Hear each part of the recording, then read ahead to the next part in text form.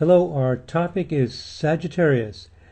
I'm going to suggest that if we want to capture the idea of Sagittarius in a very short phrase, the phrase is life is an adventure.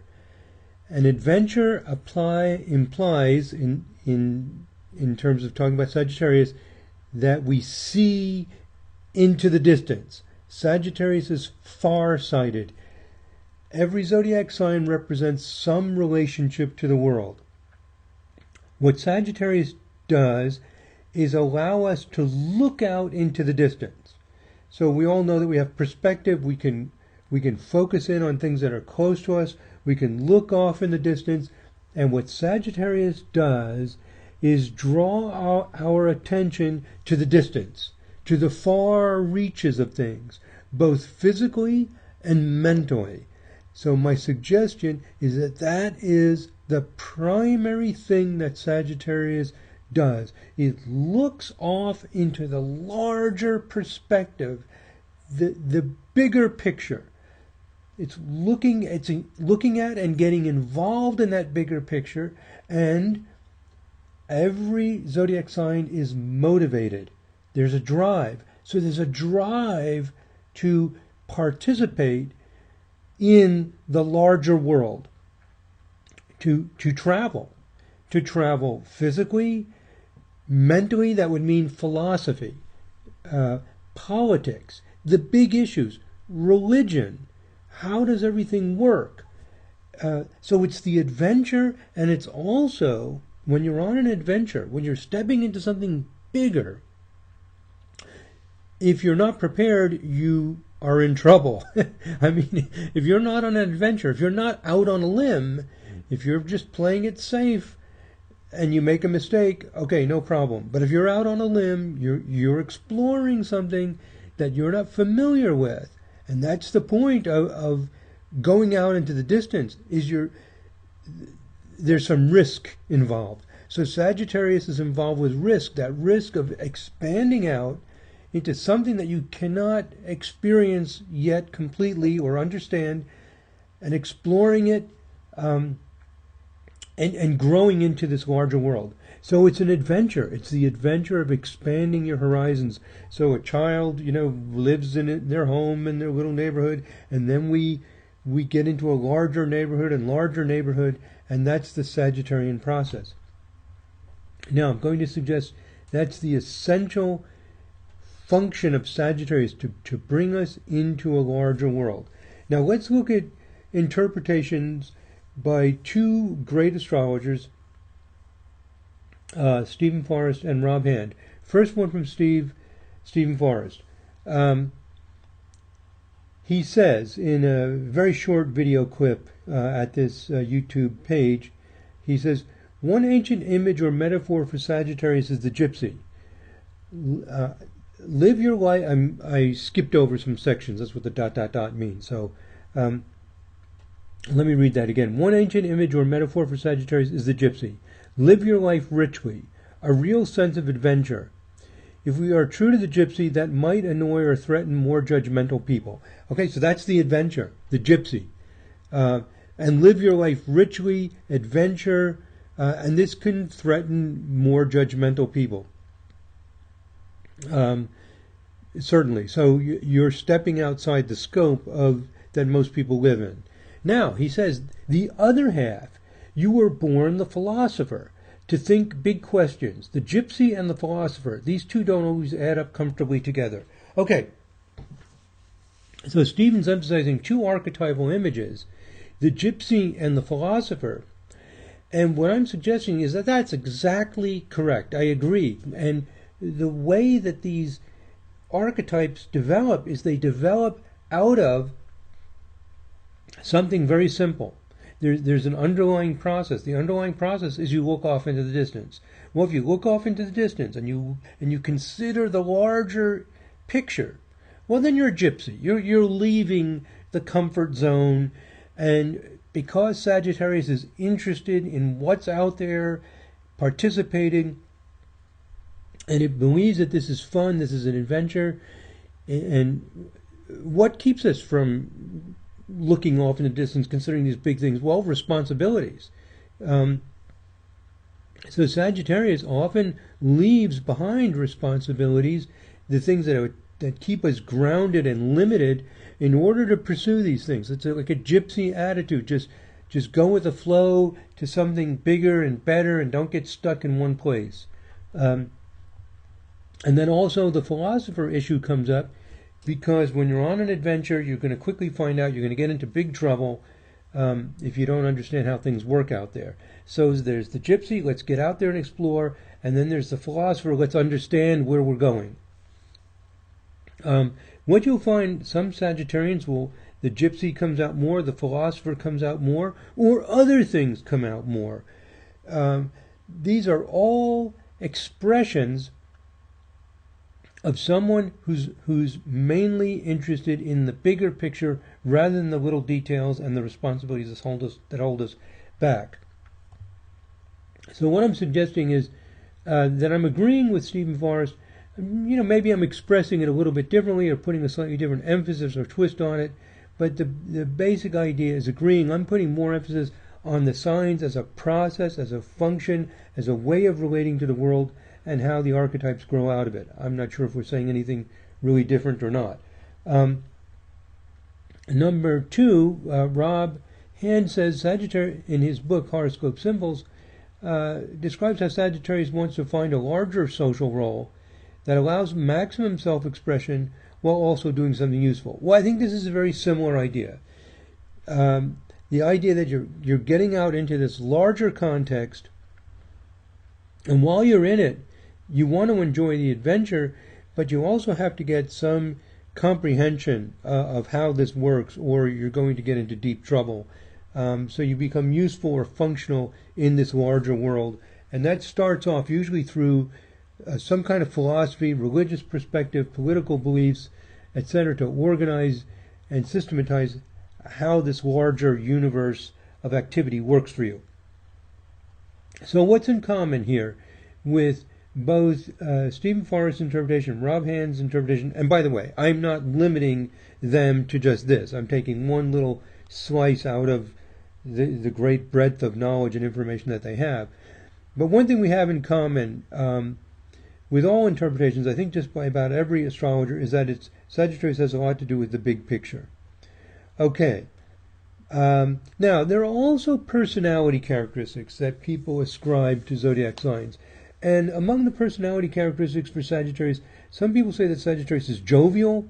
Sagittarius is ruled by Jupiter. Jupiter is a great benefic.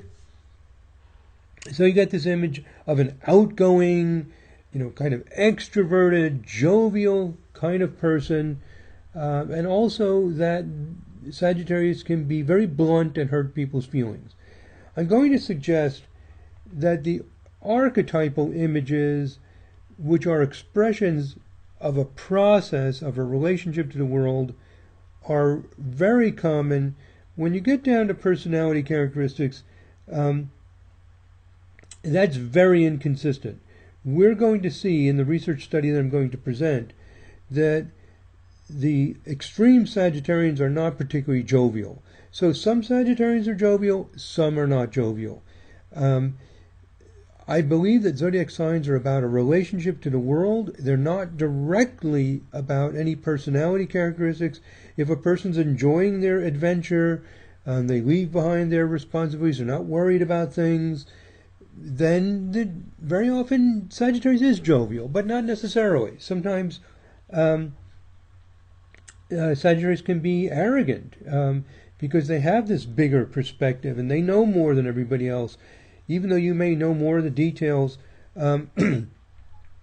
they feel that they have this grander understanding of things, especially as they get older. This is common. Well, even sometimes when they're younger. So you can get different personality characteristics based on how the person's pursuits work out and the attitudes that they develop as they pursue the bigger picture. And it is true that a lot of Sagittarians do hurt people's feelings and they are blunt, and this is largely because of where their attention is. What is their attention on? The big picture, traveling, philosophy. They don't want to be held down, to be limited, to be confined and constrained and shackled to all these petty little feelings and concerns, petty things that just block a person from moving on to the bigger things. I'm calling them petty, emphasizing a Sagittarian view. Hurting people's feelings is not petty, but the Sagittarian view can often look at it that way. So that often does happen as well. And this is why the zodiac signs do not consistently correspond to any particular personality characteristics, but they do correlate consistently with an attitude, with a lifestyle that's going after the bigger picture. And as I mentioned in other tutorial videos, for consistent relationships to behavior, there are intricate aspect patterns that do describe behavior and work much better in an empirical, quantitative kind of research study. Zodiac signs are not very conducive to quantitative studies because they're hard to pin down. They're hard to pin down to something tangible and visible. But I don't think all of astrology is that difficult to pin down. The intricate aspect patterns that I describe in various videos are much better at that. Okay. So Sagittarius is far-sighted, sees what is in the distance. Life is an adventure. Explores, goes beyond the boundaries that we grew up in. And Sagittarius distrusts the point of view of people who are specialists or for any other reason fail to have a broader perspective and understanding. So they're often top-down thinkers rather than bottom-up thinkers. They're looking at things from the philosophical context rather than from the data.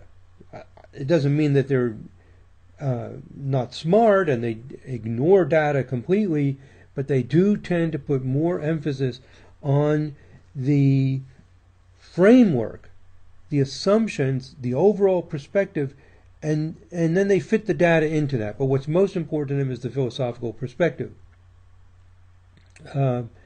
Okay, so the adventure is exciting, the adventure is fun, and you must also be prepared for the adventure because the consequences of not being prepared can be much more severe than the consequences of making a mistake when you're not out on a limb. Okay, I already mentioned that. Okay, I've already mentioned this. Okay. So here I emphasize the point that when Sagittarius becomes too confident about its broad view, it becomes unhealthy. Okay, now this is an important point. It's not unusual to find Sagittarians who are arrogant, who hurt people, who can even be cruel. This happens, despite the image of Sagittarius being jovial and happy like a big Santa Claus, a big party.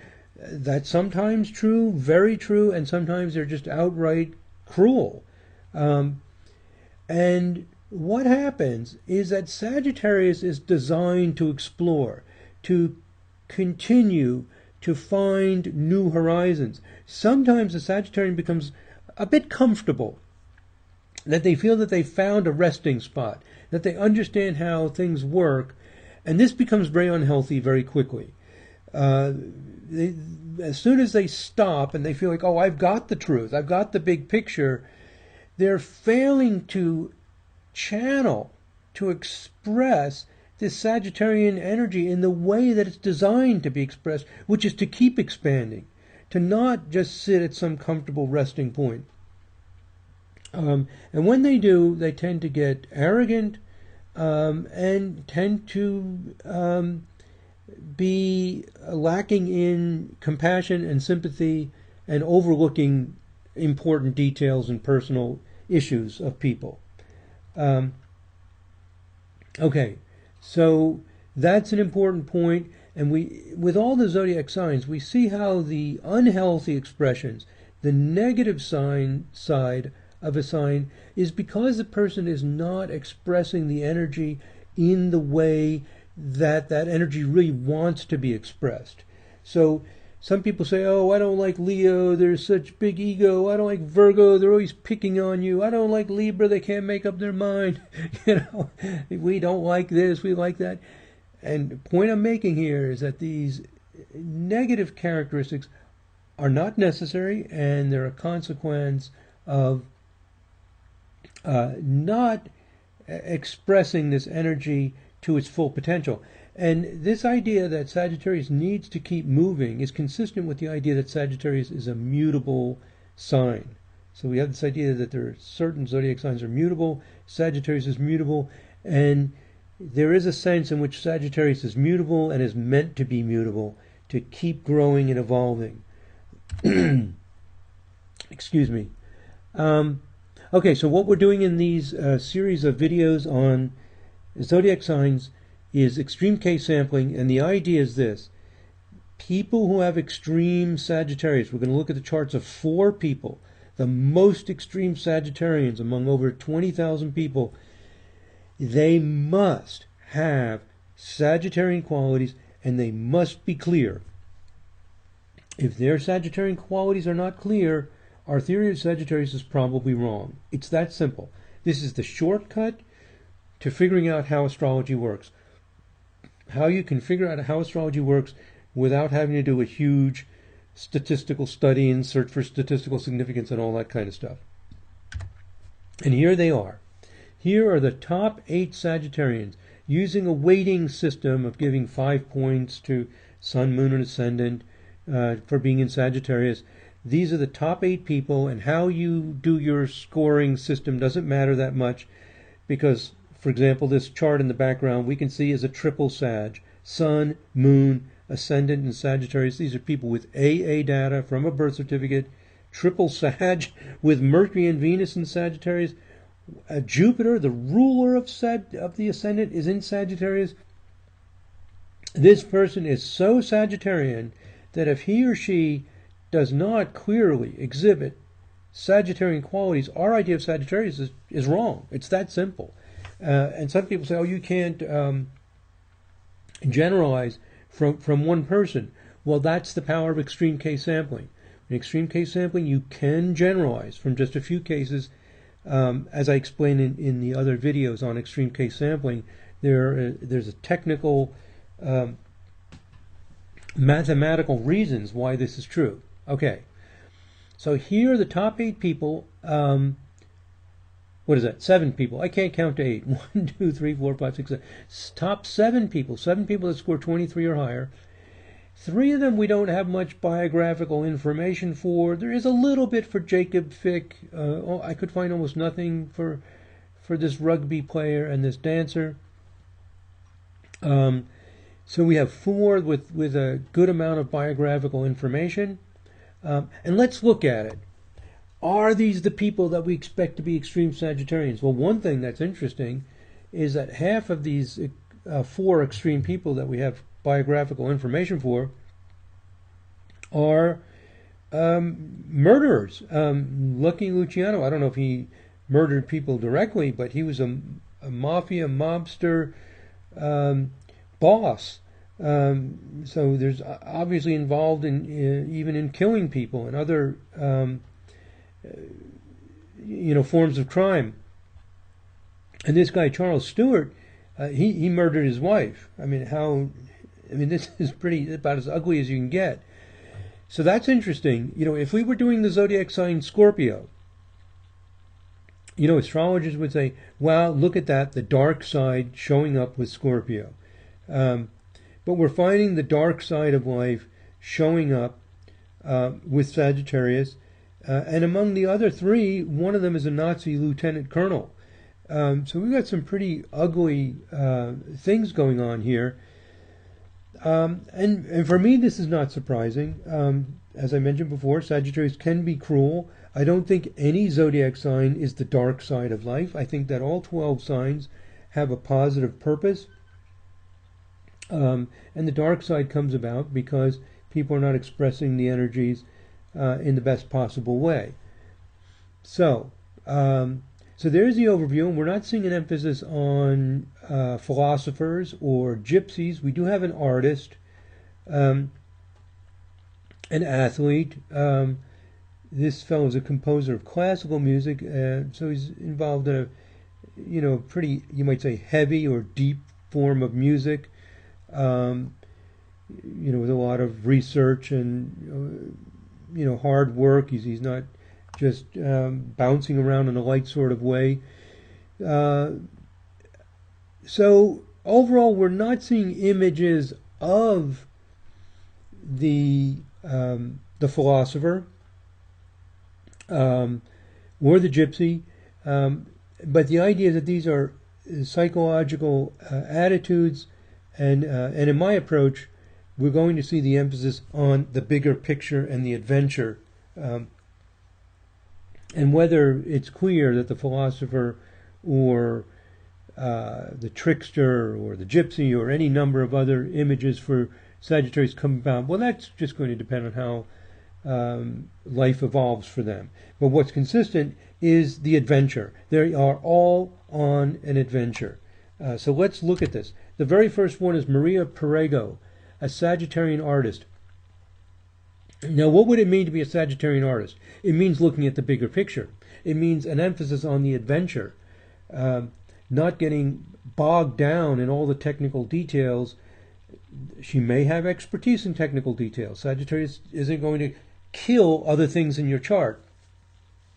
But what it will add to the person is this emphasis on the big picture and the adventure. So here's her chart. She's the one in the background here. She's the most Sagittarian person. And I just described, the Sagittarius in her chart. It's huge. She must exhibit clear Sagittarian qualities. We don't know a lot about her. Couldn't find a lot of biography. Here's a website, the Wikipedia website. Also, this other website is in Italian. I clicked on the option to translate it. And from the English translation, what I found out is that, so she created the character, a puppet, whose name is Topo Gigio, if I'm pronouncing that correctly as an English transliteration of it. This is all Italian. And this puppet was very popular on TV and in children's magazines. That's described in the Wikipedia article. In this short biography in Italian, it mentions that Topo Gigio, this puppet, what he does in these puppet shows is he overcomes obstacles, makes sacrifices on his way to success. Wow. The puppet tells the story of Sagittarius. The puppet, the little bit I can understand about this from the translation of this Italian, is that the story of this puppet is how he encounters obstacles and makes sacrifices on his way to success. So this is going to relate to children who watch the puppet shows, and adults probably watch it and love it as well. But that Sagittarian process, that we grow up, we go into a bigger world, we meet obstacles, we sometimes have to make sacrifices, we're on an adventure to success. Her puppet shows are the story of Sagittarius. I think this is mind-blowing, because when you understand the zodiac signs as a process and what that essential process is, it becomes very clear. It doesn't matter if Maria Perego is jovial, or does she travel a lot, or is she philosophical. Those are all expressions of this way of relating to the world. And she has these colorful puppets. It's fun. It's not to get bogged down in our responsibilities, but share with people that life is an adventure, and there will be difficult times, but it's worth it. And that's the Sagittarius message, that it's worth it. So colorful adventures, and I just think this is mind-boggling, that the most extreme Sagittarian person directly expresses the meaning of Sagittarius. Incredible. I say it's incredible because it appears that astrology actually works, and that zodiac signs actually work, and that it's an amazing concept. There's lots of skeptics of astrology, and for good reason. What does some planet or section of the sky, why would that have anything to do with our lives? And so we're doing this research, and we're getting some indication that the theory is viable. We're not going to prove anything in these kinds of studies of zodiac signs. We have other kinds of research which are quantitative and can prove something. But this is qualitative studies to see if an idea is viable. And And this idea of Sagittarius is viable. Now, our next person, Joaquin Turina. He's a Spanish composer of classical music. And let's look at his chart. And he has Cancer rising. The ruler of the ascendant is in Sagittarius, the moon. So he has Sun and Moon in Sagittarius. And as I mentioned, the moon is ruling the ascendant. And 3 inner planets, Mercury, Venus, and Mars. So he has Sun, Moon, Mercury, Venus, and Mars, the lights, and these 3 inner planets all in Sagittarius. This is a lot of Sagittarius. The dispositor, if you're into dispositors of Sagittarius, is Jupiter, and it's in Gemini in the 12th. So, there's always going to be some complexity in the chart. But with this much Sagittarius, he must exhibit clearly Sagittarian qualities. If he doesn't, our theory of Sagittarius is in trouble. So what is a Sagittarian approach to classical music? Answer: variety, exploring or using ideas from other cultures, a large scope, such as using an orchestra, a lot of instruments, a grandness, a largeness, a sense of adventure, drama, victory, or celebration, the emphasis on the music exploring possibly other styles or done in a large way, or expressing the importance of the adventure of life. If his music does that, and pretty clearly does it, then I give a check mark. And I say, okay, our idea of Sagittarius is still possible. It's still viable. It's still worth holding on to. If he does not, then he must be exhibiting some very disturbed, dysfunctional behavior and personality characteristics, because that's what happens when you don't express the astrological energies correctly. So let's see if it's true. To quote from the Wikipedia article, his works include the operas Margot and Jardín de Oriente, the Danzas Fantásticas for piano and orchestra, La Oración de Torero, first written for a lute quartet, then a string quartet, then a string orchestra. Well, that alone is interesting. It goes from small to larger to grander, and different variations of it. So to continue, chamber music, piano works, guitar pieces, and songs. Okay, so he has a breadth of musical composition. This is what we're expecting. Much of his work shows the influence of traditional Andalusian music. He also wrote a short one-movement Rhapsodia Sinfonica for piano and orchestra. His music often conveys a feeling of rapture or exaltation. Well, at this point in reading a biography, I get out my pen and put a check mark, because it's grand, it's using different elements, it's exploring history, different subcultures. That's enough. We can see that the zodiac signs do not tell us what a person does, but how they do whatever they do. So if you're a composer of classical music, like Turina is, then it's going to have a Sagittarian quality to it. And I think pretty clearly it does. And then it goes on. He wrote several pieces for the classic guitar, which were written for Andre Segovia. So that's interesting. He wrote pieces specifically designed to take advantage of the musical talent of a particular guitarist. Okay, so he has a Sagittarian approach to music. Good. That our theory is supported. Does he travel a lot? Is he a philosopher? I don't know. But what I do know is that the way that he's described and the way he approaches his music does have the variety and the richness and the feeling of rapture and exaltation that's mentioned, consistent with the Sagittarian approach to music.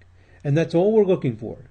Do we see clear expressions of what we expect? Now, Lucky Luciano. He's a Mafia gangster.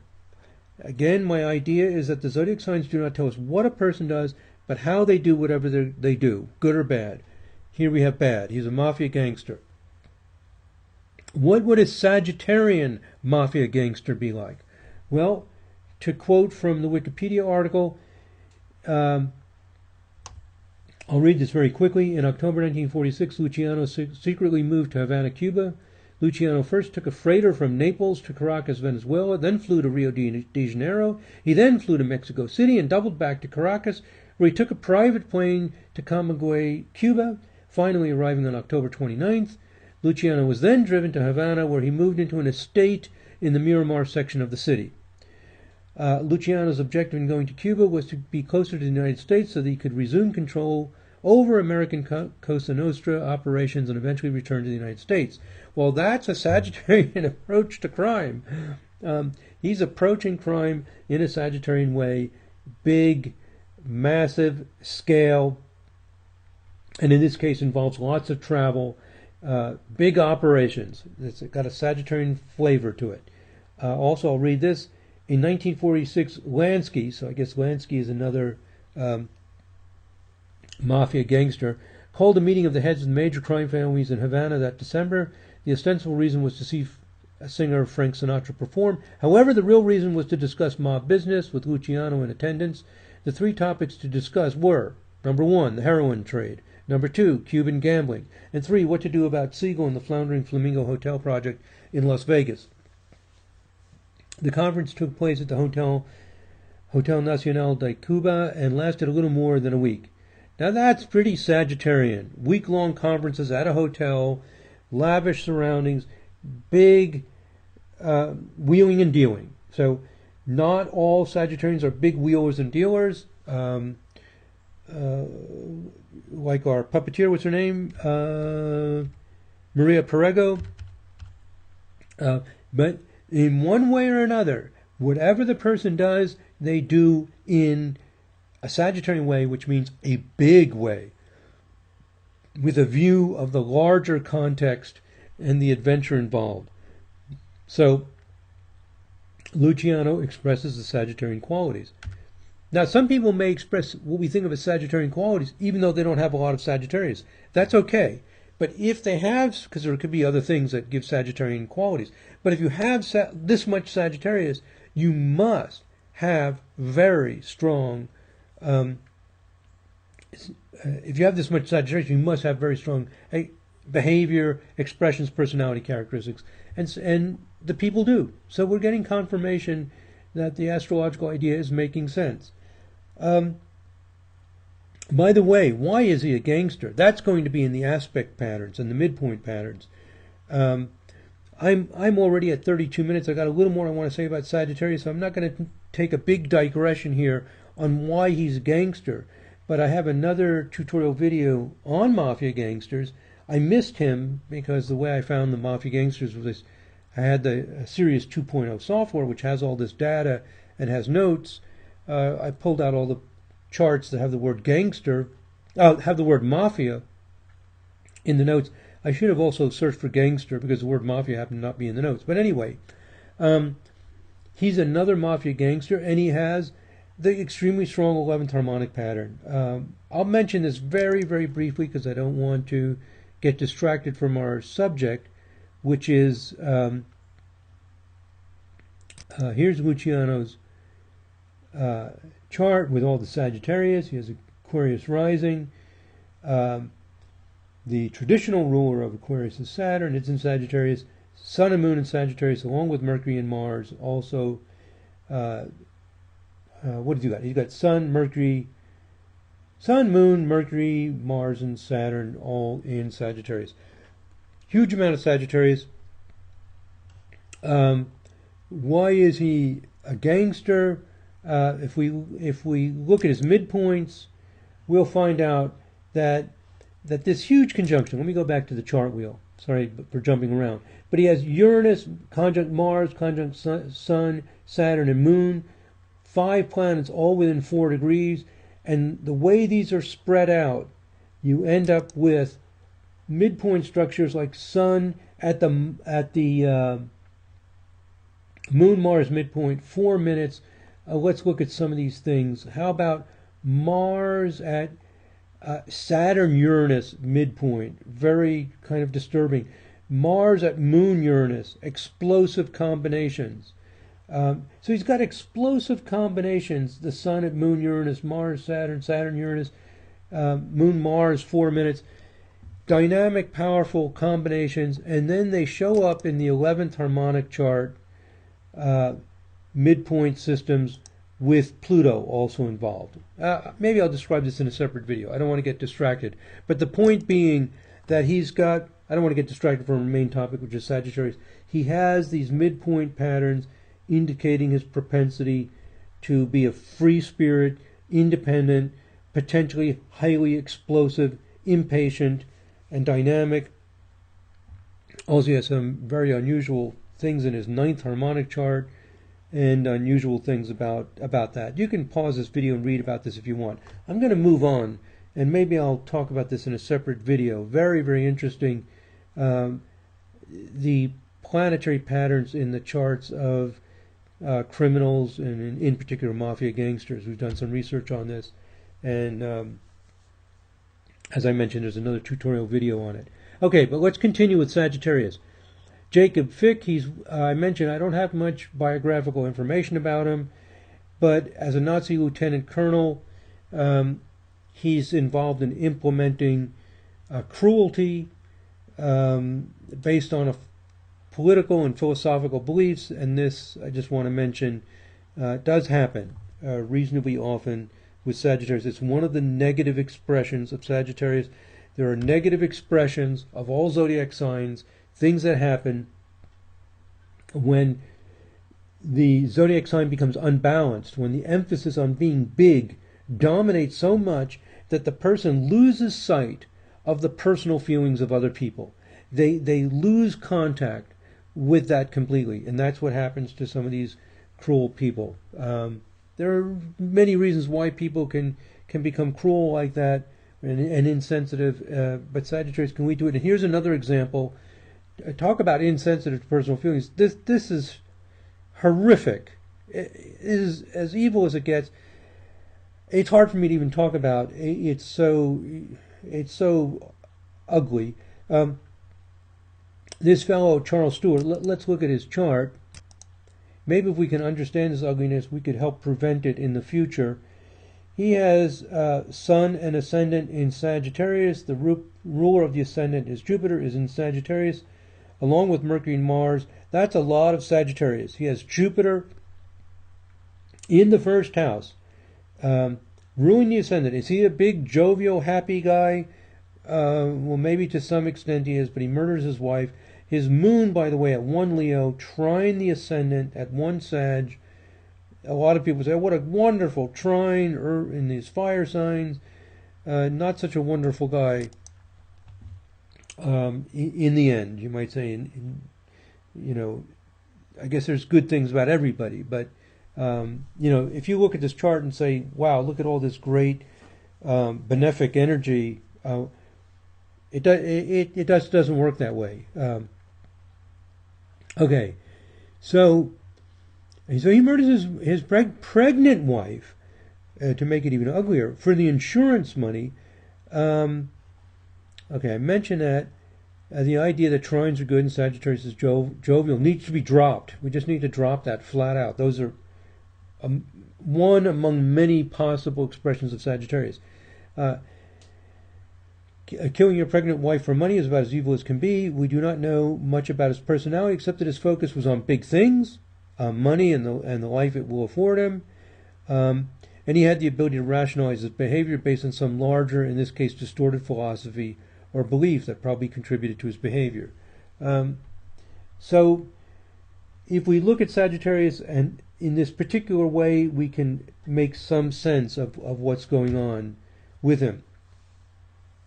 And again, I can make separate videos on other murders. We have we have 2 videos on one on the 9th harmonic and crime, another video on the charts of mafia leaders. Here's another murderer. And do the ideas we present in the other videos work? Yes, they do. I won't go into it now. I do have his 11th harmonic chart here in case I had time to look at it, but we'll skip that. But he has a Sun, Uranus, Saturn, Neptune string, what we call string, equally spaced planets. There's 2 midpoint structures, and this can drive a person to madness, especially if they're encouraged in some way or if they use drugs. What happens with these 11th harmonic patterns with Uranus is involved, and you add Neptune to it, or Saturn, and he's got both, and with the Sun, can be highly unstable, highly charged, highly impatient, and if they speed up their system with drugs, they can just go totally derailed, lose contact with reality. And I strongly suspect from his chart that drug use is involved. That's what I thought before I read the information at Wikipedia and some other websites very carefully. I read the first few paragraphs that he had murdered his wife, pregnant wife, and I started looking at the charts. And the first thing that occurred to me is that the only way he could have done this was through this 11th harmonic pattern becoming so speeded up. And then I read that his brother Matthew admitted to being an accomplice to this crime. The criminal, Charles Stuart, told his brother Matthew that this was an insurance fraud, didn't tell him that he was murdered his wife. Anyway, Matthew was participating in this, not realizing how extreme this was. He later confessed to participating in the crime. And also, this is the part that caught my attention. Matthew, this is the brother, was put in prison for a few years and after was arrested for cocaine trafficking. Okay, there is the smoking gun. I suspect that Charles used cocaine or other drugs around the time that he murdered his wife, as this would aggravate the inclination to have intense and almost chaotic urges and get into a kind of frenzy and increase his inability to have a normal, grounded sense of reality. Now, I don't know that, but I'm sharing this to show you how we use the astrology, the zodiac signs, the aspect patterns, to understand what makes people tick, what kinds of things will aggravate a potential problem, what kinds of things will help a potential problem. Okay, so the conclusion is that people with extreme Sagittarius are on an adventure. This is the thing that I think is consistent. A common, but not, of course, not necessary problem with Sagittarius is insensitivity to the personal and emotional needs of others. When Sagittarius becomes very confident in its philosophical beliefs and imposes these ideas on others while disregarding the personal needs of others, the results can be disastrous. Maria Perego and Joaquin Turina expressed the positive Sagittarian qualities of exploring new horizons and the positive and optimistic adventurous spirit that Sagittarius often gives. So there you have it, my friends, a view on Sagittarius. My final thing I want to say about this is that astrology is very controversial. It's often treated like a game. Telling people what they are like based on their astrology is not a game. This is, you might say, serious stuff. We need to take our astrology seriously. Those of us, if I can get that out of my mouth, those of us who are serious students or professionals in astrology, we need to look at the data. We need to see if these ideas are really working. We need to think about how these things are happening. So I'm presenting some information here based on a much, much, much more rigorous approach to astrology, using this extreme case sampling to see if what we're talking about really makes sense. If we need to be responsible, we need to be mature, we need to be adults in our approach to astrology. And so what I'm suggesting is that some of the great astrologers, Stephen Forrest, Rob Hand, and others, have come up with brilliant insights into Sagittarius, and I hope that I'm adding some more insight here by grounding astrology in a more evidence-based approach to see what's really viable. And I think we're coming up with ideas that are viable, that are consistent, and that help give us clarity and understand also how these archetypal images develop out of the process, and that certain archetypal images become clear and others do not. If we just look at this and we say, where is the philosopher? Where is the minstrel? Where is the gypsy? In these charts, I don't think we're going to get as clear and direct understanding as compared to, we say, how is this person expanding into their larger world around them and on this adventure. When we look at it that way, I think that all of the charts we've looked at here are consistent with the idea. And if they're consistent, that means that we possibly are on the right track. we can keep this idea. If the people do not fit, even one of these extreme people do not fit our image of Sagittarius, it really puts into deep question and doubt the validity of our ideas, and suggests that our ideas probably are not correct. Okay, my friends, thank you very much for listening. God bless. Namaste. And lastly, here are some links to our software and other services and websites that we have. Thank you very much. Namaste.